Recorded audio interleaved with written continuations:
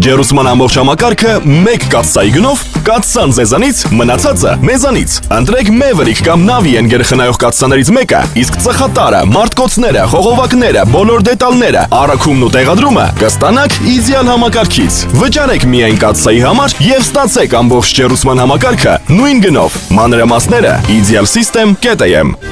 Իդեալ համակարգ 29 տարի դեպի կատարելություն։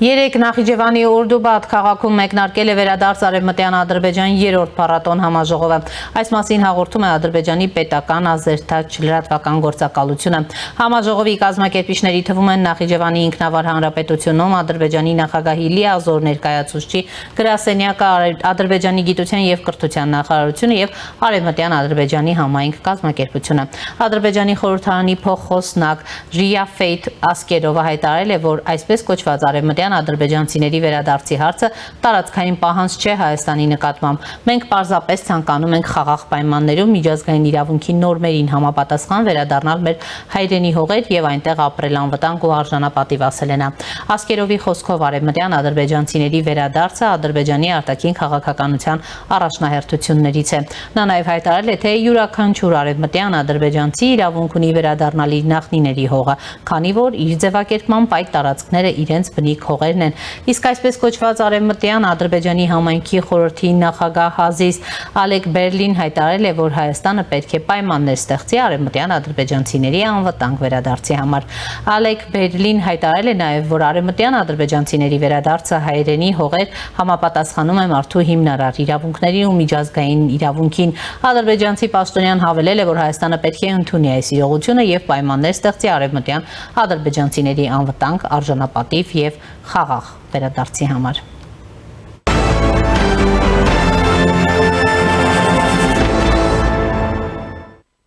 Ռուսաստանի Դաշնության արտաքին գործերի նախարարության պաշտոնական ներկայացուցիչ Մարիա Զախարովան մեկնաբանել է Հայաստանում ընթացող արծիվ գործընկեր 26 թվականի զորավարժությունները, որին մասնակցում են Հայաստանի զինված ուժերի խաղաղապահ բրիգադի, Եվրոպայում եւ Աֆրիկայում ԱՄՆ ցամաքային զորքերի ու Կանզասի ազգային գվարդիայի, Ֆրանսիայի, Հունաստանի զինված ուժերի զինծառայողները։ ՆԱՏՕ-ի երկրների հետ նման զորավարժությունները ափսոսանքից բացի ոչինչ չեն առաջացնում։ Առանձին անհանգստություն է առաջացնում այն, որ նման վարժական ծրագրերը Հայաստանի տարածքում ձեռք են բերում համակարգային բնույթ, դրանք անցկացվում են ամեն տարի 23 թվականից ի վեր, հայտարարել է Զախարովան։ Ըստ նրա, ինչ խաղաղարար առաջադրանք էլ հռչակվի, ՆԱՏՕ-ականների հիմնական նպատակն ակնհայտ է՝ հանրապետության հեռացումն ավանդական դաշնակցից ի դեմս Ռուսաստանի Դաշնության։ Ոչ ոքի համար գաղտնիք չէ, որ նման վարժանքների ընթացքում մեր երկիրը ներկայացվում է որպես հնարավոր հակառակորդ, հայ զինվորականներին կսովորեցնեն կռվել Ռուսաստանի դեմ։ Ժամանակին նման բան հնարավոր չէր լինի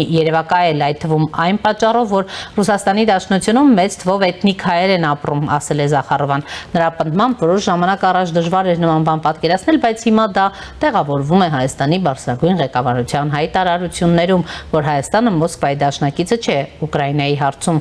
Այդ ազդանշաններն արևմուտքում հաշվի են առնում, եզրակացություններ անում ու սկսում են Երևանին ներքաշել Ռուսաստանի հետ հակադրության մեջ, հայտարարել է ռուսաստանցի պաշտոնյան։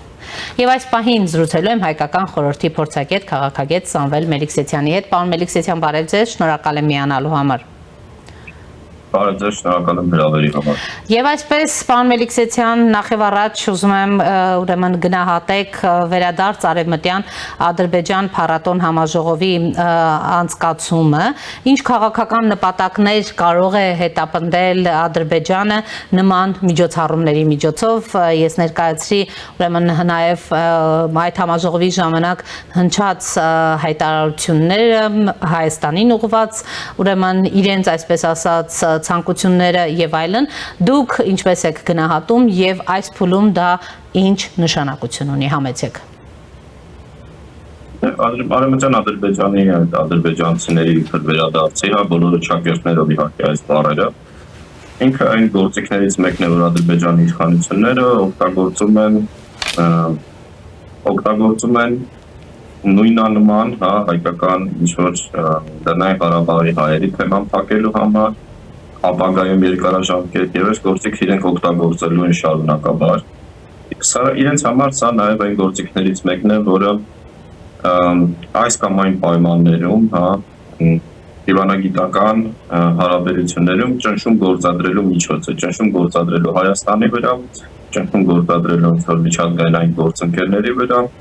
եւ Ադրբեջանը նաեւ այս գործիքից այդ առումով նույնպես չի հրաժարվում,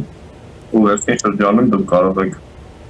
մի քանի կետեր դիտարկել, որոնք են Ադրբեջանի դժգոհությունը ակնհայտ առաջացնում, դրանցից մեկը նույն այդ օրինակ զորավարժություններն են, որ հիմա գնում են Հայաստանի տարածքում, Հունաստանի եւ Ֆրանսիայի նաեւ մասնակցությամբ, բացի ԱՄՆ, եւ ավանդական, այսպես ասած, մրցակցությունը, որ կա երկու կողմերի միջեւ, Հայաստանի եւ Ադրբեջանի։ Բայց եւ կարծում եմ, որ ինչպես նշել եմ բազմիցս անգամ, սա պետք է հասկանալ, որ սա գործիք է Ադրբեջանի իշխանությունների ձեռքին, պետք է հասկանալ իր մանիպուլյատիվ բնույթը եւ պետք է հասկանալ, որ եթե իրենք դա լուրջ ընկալեն եւ մենք դա լուրջ ընկալենք, հաջորդ հարցը իհարկե Լեռնային Ղարաբաղի հայերի վերադարձի հարցն է, Նախիջևանի հայերի վերադարձի հարցն է եւ Ադրբեջանի այլ տարածքների վերադարձի հարցը, հայլային սկզբունքով։ Այսինքն, եթե իրենք կարծում են, որ 20-րդ դարի սկզբի պատկերն է եղել բան, 20-րդ դարի սկզբին Նախիջևանի տարածքում 30% բնակչության հայերն էին կազմում եւ Օրդուբադի մոտակայքում հայկական խոշորագույն բնակավայր կար, Արգուլիսը եւ այլն։ Եվ ես կարծում եմ, որ իհարկե եթե մենք սկսենք լուրջ ընկալել այս խոսույթը, ու այն հայլերը որ ձեռնարկենք, մեզ տանում է էլի դեպի կոնֆլիկտի նույն իրավիճակին, որ եղել է նախկինում։ Այնուամենայնիվ ես կարծում եմ, որ հստակ պաշտոնական իհարկե բանակցությունների դաշտում այս թեման չի լինելու եւ չկա, բայց նաեւ մեր տարբեր հանրային ներդաշտից հստակ ադրբեջանական կողմը պետք է հասկանա, որ Հայաստանի համար սա չընկալվող թեմա է։ Եվ նաեւ դա ուզում եմ մի զուգահեռ հիշեցնեմ, դուք գիտեք, որ 1943-4 թվականներին Վրաստանի տարածքից դեպորտացվեցին մոտ 100,000 թուրք մեսխեցիներ եւ հիմա իրենց քանակը մոտ 400,000 են քանուր աշխարհում, գուցե մի քիչ ավելի շատ։ Եվ գրեթե ամեն տարի թուրքական պաշտոնյաները դիմում են Վրաստանին եւ ինչ-որ հայտարարություններ են անում, դրանցից մեկը անցած տարի օգոստոսին էր Էրդողանի այցի ժամանակ Վրաստան, եւ որ ինքը նշում էր վելի այդ թեման, թուրք մեսխեցիների վերադարձի թեման, եւ մինչեւ հիմա այդ 300-400,000 թուրք մեսխեցիներից ընդամենը մի քանի հազար հոգի էին, հիշելով նույնիսկ կարող 100 հոգի լինի, որ բնակվում են այդ տարածքներում, ու դրանք էլ 90-ականներին հիմնականում վերադարձած մարդիկ են, եւ Վրաստանը շատ լավ հարաբերություններ ունենալով Թուրքիայի Ադրբեջանի հետ, ունի այս խնդիրը երկու պետությունների հետ, առաջին հերթին Թուրքիայի, ու համառորեն չի կատարում այդ հայտարարությունների պահանջները, Այսինքն մենք պետք է հասկանանք, որ այս օրակարգերում այս թեմաները մնալու են։ Ադրբեջանը իհարկե դիտարկում է եւ ընկալում է, որ եթե ինչ-որ խմբեր Հայաստանի ներսում կամ Թուրքում բարձրացնում են Լեռնային Ղարաբաղի հարցը, ապա դա անում են հայերը կամ Հայաստանի իշխանությունները, ինչը այդպես չի, ու քանի որ Ադրբեջանում չկա այլ իշխանություն, բացի այն իշխանությունները, որ կա, չկա այլ հասարակական համակարգ, որ կա եւ չկա չենթարկվող ինչ-որ լուրջ շարժում, պունկտ եւ այլն, Ադրբեջանի արձագանքը այս ամենին այս գործիքների միջոցով, այսինքն արևմտյան Ադրբեջանի իբր համայնքի ինքնաբուխ գործունեության, բայց պետք է հասկանալ, որ այդպես չի, որ սա իհարկե, ինչպես նշեցի, գործիք է, այդ գործիքը ունի իր նպատակները, այդ գործիքին ես առաջարկում եմ այս փուլում լուրջ չվերաբերվել, իսկ եթե լուրջ վերաբերվել, սկսել լուրջ վերաբերվել այս ամենին, մենք վերադառնում ենք կոնֆլիկտի նախկին տրամաբանություն, ու նաև լուրջ վերաբերվելը նշանակում է, որ Լեռնային Ղարաբաղում եւ այլ տարածքներում Ադրբեջանի որտեղ հայերը բնակվել են, նույն իրավունքը իրենք պետք է ունենան, հակառակ դեպքում նաև եւ ենթադրել, որ ինչ-որ ադրբեջանցիներ վերադառնալու են այն բնակավայրերը, որտեղ ապրում են հայ փախստականներ Ադրբեջանից, նաև ֆիզիկապես անհնար է, այսինքն սկզբից իրենք պետք է կատարեն այդ պահանջը, եթե իրենք լուրջ են վերաբերում, իսկ ես վստահեցնում եմ, որ իրենք դրան լուրջ չեն վերաբերում եւ պատրաստ չեն հայկական բնակչություն ընդունել, Հետևաբար այս քաղաքական կլոունադան այլ նպատակներ ունի եւ սա պետք է մեր հանրությունը նույնպես հասկանա։ Ինչպիսին պիտի լինի ուրեմն Հայաստանի պատասխանը այս նախաձեռնությանը, արդյոք հայկական դիվանագիտությունը բավարար կերպով արձագանքում է այս գործընթացներին, թե ոչ, թե ինչպես դուք եք նշում, չպետք է շատ մեծ նշանակություն տալ ըստ էության այսպիսի հայտարարություններին, որովհետև դա կտանի դարձյալ նորից կոնֆլիկտի դաշտ։ Գիտեք, եթե մենք դա անում ենք ինչ նպատակով, որ իսկապես Լեռնային Ղարաբաղի հայերը վերադառնան, ասենք, Ղարաբաղ կամ ադրբեջանահայությունը վերադառնա իրենց տներ, ես համարում եմ, որ դա անընդունելի է, որ դա մարդկանց մանիպուլյացնելն է, եւ քանի որ դա անհնար է, ինչպես ես նշեցի, այսինքն քանի որ այս արևմտյան Ադրբեջանի համայնքի կոչվածի նպատակը քաղաքական ոչ թե իրենց իսկական վերադարձն է, այլ ճշտում գործադրելը բանակցային գործընթացում, կամ ինչ-որ այլ խմբերի վրա, որպեսզի երկարաժամկետ առումով Լեռնային Ղարաբաղի հարցը փակվի, եւ կարծում եմ այստեղ հասկանալով սա, իսկապես պետք է պաշտոնական մակարդակում չարձագանքել այս ամենին, բայց նաեւ հիշեցնել Ադրբեջանին, որ սա դեստրուկտիվ է, որ սա խոչընդոտում է խաղաղության գործընթացին եւ որ չի կարող լինել որ Հայաստանում բնակված ադրբեջանցիների իրավունք առանց հայերի իրավունքի, որոնք բնակվել են Ադրբեջանի տարածքում, ընդ որում շատ ավելի մեծաքանակ եւ հետեւաբար պաշտոնական մակարդակում, ինչպես նշեցի, դա լռությունն է, ոչ պաշտոնական մակարդակում, նաեւ վերլուծական, փորձագիտական մակարդակում, նաեւ ադրբեջանցի փորձագետների հետ շփման ընթացքում բազմիցս անգամ նշվել է, որ սա դեստրուկտիվ դերակատարություն ունի խաղաղության գործընթացում, որ սա չի նպաստում փոխվստահության մթնոլորտին, ու եթե այդպիսի փաստարկներ նաև չեն ընկալվում կամ չեն դիտարկվում, եթե իսկապես այս գործընթացը շարունակվելու է փուլերով, ես կարծում եմ նաև ոչ մեկը չի կարող խոչընդոտել Հայաստանում ինչ-որ մարդկանց, որպեսզի իրենք նույնպես բարձրացնեն իրենց վերադարձի իրավունքի թեման, Եթե ընկալումը սա է, սա ստեղծում է այդ իմ նշած նույն կոնֆլիկտային դրամաբանությունը։ Ցավոք սրտի, քանի որ Ադրբեջանը սովորել է եւ երկրի ներսում եւ արտաքին քաղաքականության մեջ հաջողակին է Հայաստանին չդիտված,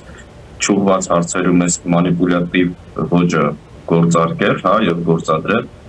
իրենք համարում են, որ կարող են դեռ կապիտալ կապել այս խոսույթից եւ շարունակում են այս խոսույթը եւ ինչպես նշեցի, սա եթե մենք դա մենք իրական առումով, որ նպատակը իսկապես վերադարձնել իրավունքների պաշտպանությունը եւ այլն, դա չի համապատասխանում այդ իրականությանը եւ նաեւ Ադրբեջանը պատրաստ չէ ընդունել այլ փախստականներին, որոնք լքել են այդ երկրի տարածքը տարբեր պատմական փուլերում, հետեւաբար մենք գործ ունենք մի խոսույթի հետ, որը դեստրուկտիվ է եւ գործարկվելու է Հայաստանի դեմ եւ ինչպես նշեցի, պետք է որոշակի համբերություն, պետք է որոշակի զգուշություն, միաժամանակ նաեւ հակառակ կողմին տարբեր ազդակներով հասկացնել, որ սա չի նպաստում խաղաղության գործընթացին։ Տեսեք, պարոն Մելիքսեթյան, արդյոք ընդհանրապես այս գործընթացը կարելի է համարել Ադրբեջանի երկարաժամկետ, այսպես ռազմավարության մաս Հայաստանի նկատմամբ, թե սա միայն այսպես քարոզչական եւ Հայաստանի դեմ հոգեբանական պատերազմի մաս է կազմում։ Դա իմ նշած պատասխաններից մի քանի հոգեբանական է ավելի, այո, հոգեբանական։ Հոգեբանական, քարոզչական եւ դիվանագիտական, որովհետեւ ցանկացած ճնշում հետո կարելի է կապիտալիզացնել ինչ-որ որոշումների առումով եւ նաեւ չէ շատ կարևոր է նաեւ Լեռնային Ղարաբաղի այդ հարցի առումով, ընդհանրապես Ադրբեջանում նաեւ այդ ոճը կա քաղաքական գործելու եւ որ ինչ-որ բանից դժգոհ են, արտադիր չէ որ դա կապված լինի Հայաստանի հետ, ասենք Եվրոմիության հետ, ԱՄՆ-ի հետ եւ այլն, իրենք բարձրացնում են իրենց շկաֆից հանում են այս թեմաները եւ սկսում են դրանցով ուշադրություն գրավել, որպեսզի փոխարենը ինչ-որ բան ստանան, սա այն գործիքներից է, որ իրենք կապիտալիզացնում են եւ հասկացել են, որ այս դրամաբանությունը աշխատում է, բայց բայց ես կնշեի եւ ինչպես նաև կկրկնեի իմ առաջին միտքը, որ պետք է այս մանիպուլյատիվ բնույթը շատ լավ հասկանալ, տարբեր լսարաններին ուղղվածությունը շատ լավ հասկանալ, միաժամանակ այնուամենայնիվ հասկանալ, որ մենք շատ ավելի կարևոր օրակարգ է ադրբեջանական հարաբերություններում, դա նույն կոմունիկացիաների թեման է, թրեդի թեման է, եւ ես կարծում եմ, որ այդ գործընթացներում, երբ որ մենք ունենանք առաջընթաց, նաև այս թեմաները դուրս կգան, նաև կարելի է ենթադրել, որ սա Ադրբեջանի նաև որոշակի արձագանքն է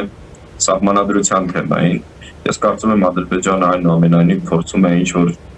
լարվածություն պահելով Հայաստանի վերաճնշելով այդ սահմանադրության փոփոխության թեման առաջ տանել, որպեսզի Հայաստանում փորձեն դա անել, ու քանի որ հիմա տեխնիկապես դա մի քիչ դուք գիտեք, որ անհնար է, հա, եթե այն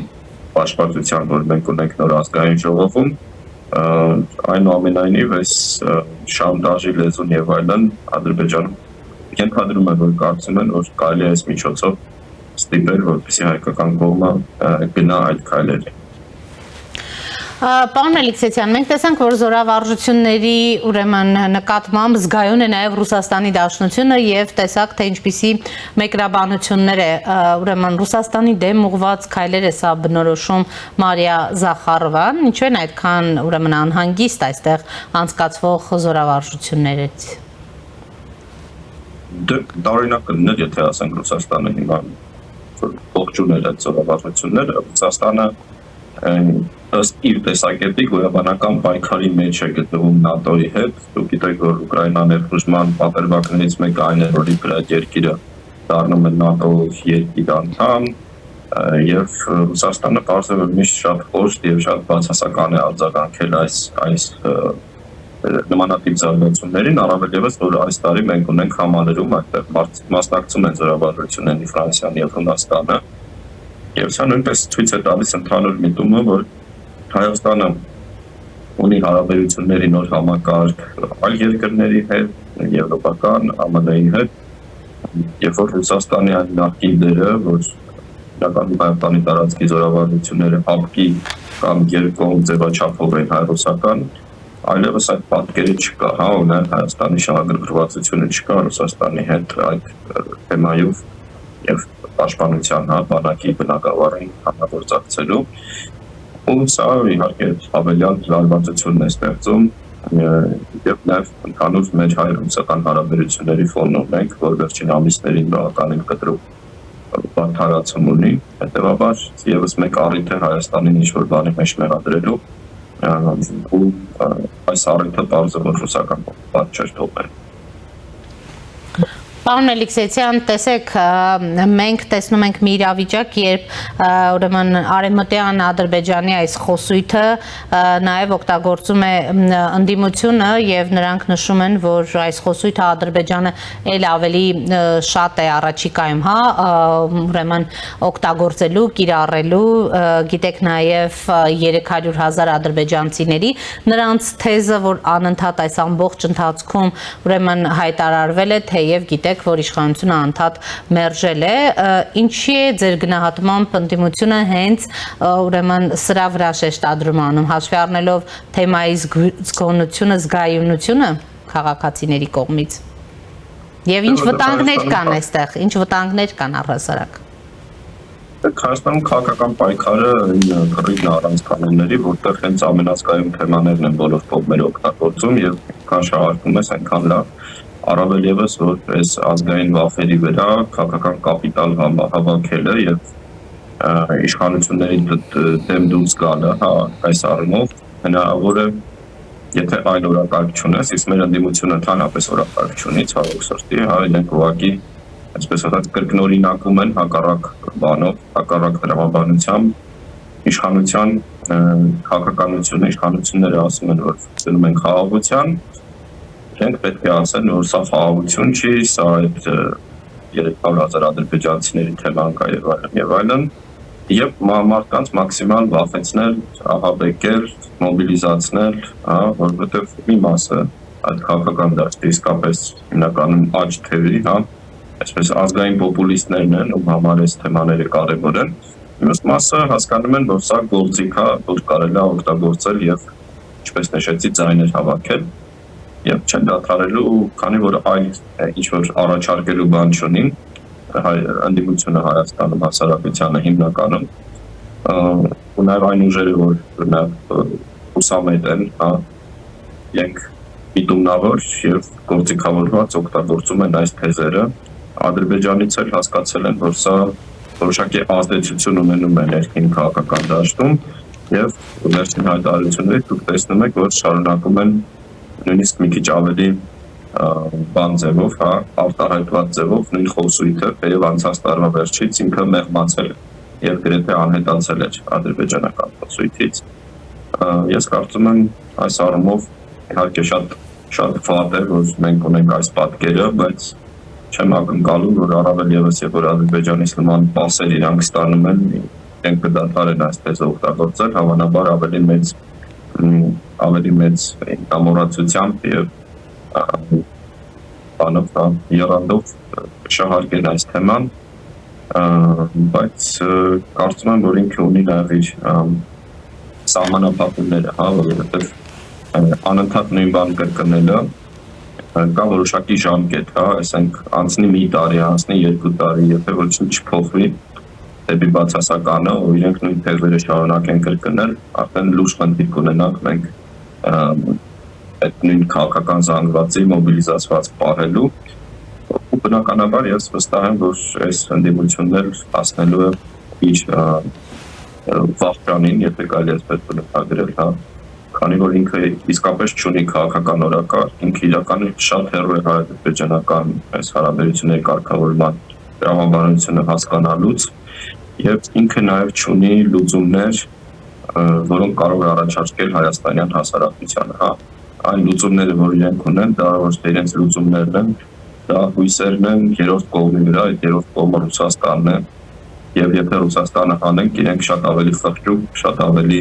աղքատիկ եւ շատ ավելի սիրելով արժանապատիվ եւ այլ բառերը շատ ավելի նվաստացուցիչ պայմաններում են հայտնվելու եւ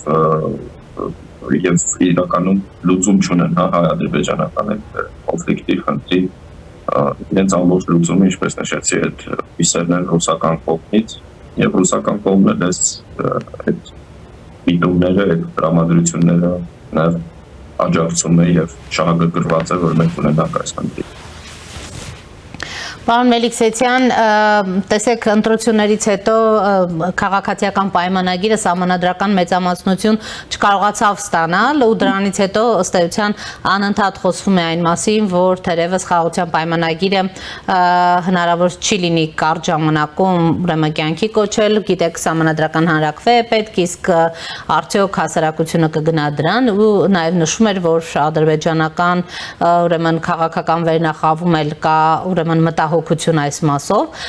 ձեր գնահատմամբ չունենալով սահմանադրական մեծամասնություն, որքանով հնարավոր կլինի ընդհանրապես կյանքի կոչել խաղաղության պայմանագիրը այսպես ամբողջականության մեջ։ Գիտեք, այստեղ հիմնական խնդիր կա, որ տեխնիկապես դա հնար է անել այս պայմաններում, եթե չկա սահմանադրական մեծամասնություն ազգային ժողովում, Ապս օրենքը սահմանադրության հանրակրվեի մասին որոշումը կայացնելը անհնար է, եթե իհարկե ընդդիմությունից չլինի առնվազն 6 ծայրերի աջակցություն, բայց մեր պայմաններում, մեր ներքին քաղաքական պայքարի պայմաններում ակնկալել, որ ընդդիմությունը, որը ընտրել է հենց ադրբեջանական կարգավորման թեմաների հիմնական թիրախը եւ որը հենց այդ խոսույթների շուրջ ձևավորել է, այսպես ասած, ամբողջ քաղաքական օրակարգը Ենթադրել, որ 6 հոգի այդ անձնակազմից, այդ կուսակցություններից կհամաձայնվեն իշխանությունների հետ, ես կարծում եմ շատ ոչ իրատեսական է մոտ ապագայում, հետևաբար մոտ ապագայում անհնար է սահմանադրական փոփոխությունների սկսել, առավել ևս, որ մենք չունենք պատասխան, իսկ հանրակրվեի ժամանակ բնակչությունը եթե հանրակրվել լինի, ինչ պատասխան է տալու Իհարկե, ինչպես նշեցի, ադրբեջանական կողմի համար այս նախապայմանը մնում է, Ադրբեջանը գործադրելու է բոլոր ճնշումները, որպեսզի իր ուզածին հասնի այն առումով, որ հնարավոր է արդյոք ինչ-որ ձևով սկսել այդ գործընթացը, թե ոչ, սա իմ ենթադրությունն է, բայց ես կարծում եմ, որ մոտ ապագայում դա անհնար է եւ մենք գործ ենք ունենալու որոշակի, այսպես ասած, լճացման, որոշակի լճացման հետ, գուցե սխալվում եմ, որովհետեւ նաեւ ադրբեջանական նաեւ արտաքին քաղաքականության բնորոշ գծերից մեկը այն է, երբ որ իրենք ռետորական դաշտում բարձրացնում են դրույթները, ինչ-որ ագրեսիվ հայտարարություններ են հնչում, կան ոչ կառուցողական ու դրանից հետո այնպիսի որոշումներ են ընդունում, որոնք հակասում են այդ հայտարարությունների տրամաբանությանը։ Այսինքն կարծում եմ հիմա Բաքվում ինչ-որ այնուամենայնիվ գործընթաց է գնում նաև հասկանալու իսկապես ինչ զարգացումներ կարող են լինել այդ սահմանադրական փոփոխությունների շուրջ ու ինչ քայլեր կարող են ձեռնարկվել, որպեսզի մի կողմից այս խաղաղության գործընթացը պահպանվի, որովհետև այնուամենայնիվ Ադրբեջանը դրանից այդ գործընթացը կապիտալիզացրել է իր արտաքին հարաբերություններում եւ հատկապես ԱՄՆ-ի հետ, օրինակ նույն 907 այդ բանաձևի չեղարկման համար ինքը բանակցություններ վարում է եւ վարելու է եւ օգտագործելու է այս արգումենտները։ Ես կարծում եմ, որ Ադրբեջանին այս գործընթացը պետք է եւ հետեւաբար իրենք դա մտածելու են ուղղակի ինչպես դա անեն եւ ինչպես նաեւ մաքսիմալ կապիտալիզացնեն այդ գործընթացը։ Այսինքն մենք դառնալ ինչ-որ քայլերով առաջ ենք գնալու ու ամեն քայլ ձեռնարկելու փոխարեն ադրբեջանական կողմը ակնկալելու է, որ միջազգային հանրությունը կամ Հայաստանը իրեն ինչ-որ բոնուսներ են դրա փոխարեն տալու, իսկ հայ-ադրբեջանական կարգավորումը բոնուսներից նաև մեկն է, եւ որ ինչ-որ դրական գործընթաց կա, դա ավելացնում է արտասահմանյան ներդրումների հնարավորությունը, դա ավելացնում է ադրբեջանական էլիտաների եւ վարկանիշի բարձրացմանը միջազգային, ներգրավվածությանը տարբեր միջազգային գործընթացների եւ իրենք փորձելու են մաքսիմալը ստանալ այս գործընթացի այդ առումով, այսինքն իմ նշած դանդաղ քայլերով հասկանալ ինչ այդ իրենց քայլերի դեմ ինչ իրենք կստանան, ումից ինչ կստանան եւ եթե այլընտրանքներ այդ բանին չունեն, այդ քայլը կատարեն։ Շնորհակալ եմ, պարոն Մելիքսեթյան։ Ես նույնպես շնորհակալ եմ ձեզ հրավերին։ Զրուցում էի Հայկական խորհրդի փորձագետ, քաղաքագետ Սամվել Մելիքսեթյանի հետ, կարճատև դադար է մեր եթերում։